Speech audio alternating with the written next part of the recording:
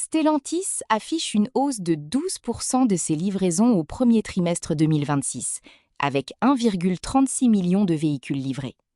Le titre bondit de près de 3% à Milan.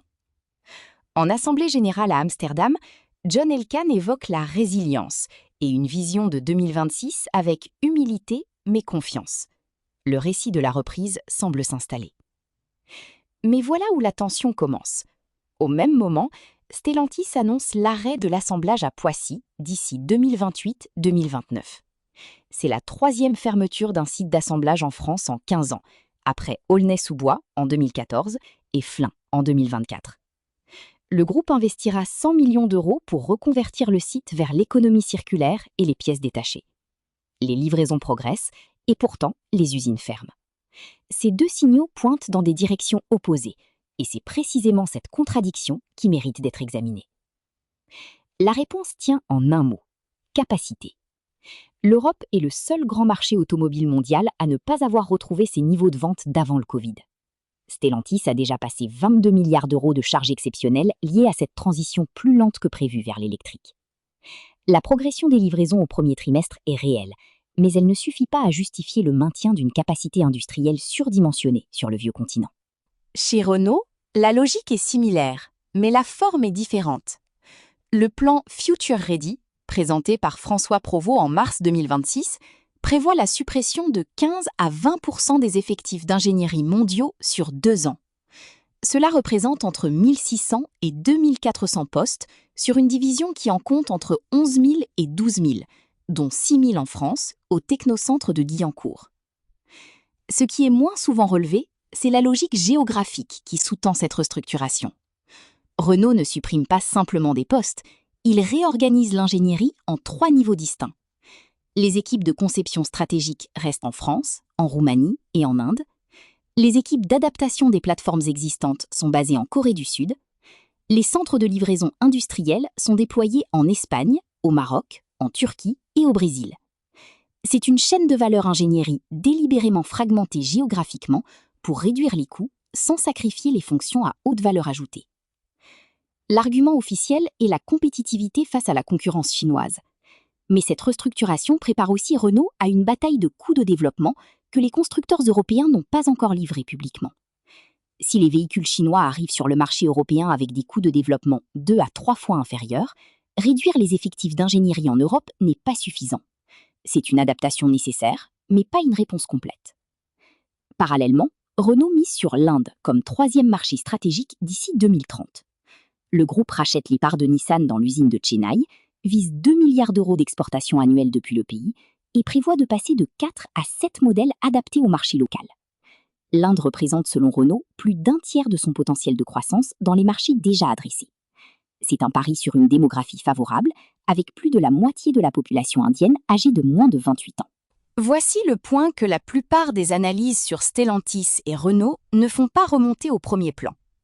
Le retour du leasing social, en juin 2026, constitue un catalyseur structurel, pas simplement une mesure de soutien conjoncturel. Lors de sa première édition, le leasing social à 100 € par mois avait généré une demande très supérieure aux anticipations initiales, au point que le dispositif avait dû être suspendu, faute de stock suffisant. Les constructeurs européens n'avaient pas les volumes de véhicules électriques abordables nécessaires pour répondre à cette demande. C'est là que Leapmotor entre dans l'équation, d'une façon que peu d'observateurs ont encore intégrée. Leapmotor est un constructeur chinois, dont Stellantis a acquis une participation significative. Ces véhicules sont assemblés en Europe via des accords de production avec Stellantis, ce qui leur permet techniquement d'être éligibles aux critères de contenu européens. Si les modèles Leapmotor se qualifient pour le leasing social de juin 2026, Stellantis se retrouve dans une position singulière, concurrent de lui-même.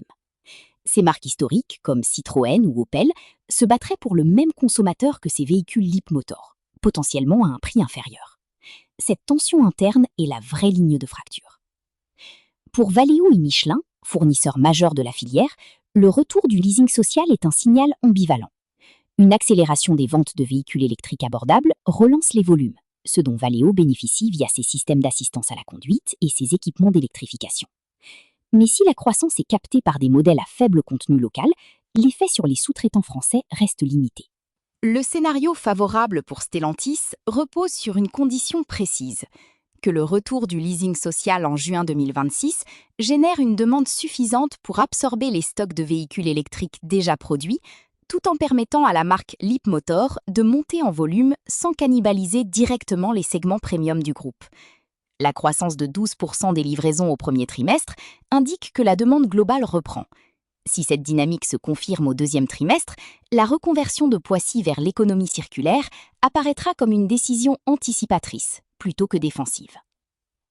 Le scénario adverse est plus structurel. Si Leapmotor capte une part significative du leasing social au détriment des marques Citroën ou Opel, Stellantis aura financé sa propre concurrence interne. La fermeture de Poissy ne suffira pas à compenser la pression sur les marges si les volumes électriques abordables sont dominés par des modèles à faible coût de production. Et la réduction des ingénieurs Opel, que Stellantis conduit en parallèle, réduit la capacité du groupe à répondre rapidement à cette compression. Pour Renault, les indicateurs à surveiller sont distincts. La croissance du chiffre d'affaires visé, entre 4 et 6% par an jusqu'en 2030, dépend de la réussite simultanée de 3 paris: la montée en gamme électrique en Europe, l'expansion en Inde et la réduction structurelle des coûts d'ingénierie. Si l'un de ces 3 piliers se grippe, la marge opérationnelle ciblée sera sous pression.